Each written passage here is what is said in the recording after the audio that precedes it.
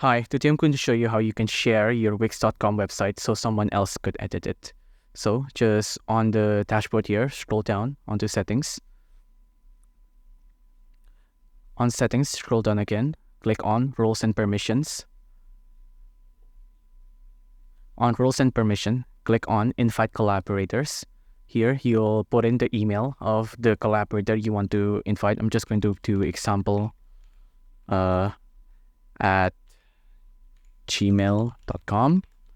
And for example, if you want to invite a web designer to do that, just check the website designer. They can edit the site, but they won't have permissions, things like as if they were admins or as if they were website managers. So just check on this, whichever is necessary for your project. I'm just going to do website manager. There's other settings you can check as well if you'd like.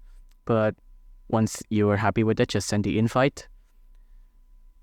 It's an agency or freelancer, or you can do a client, a friend, whatever, done.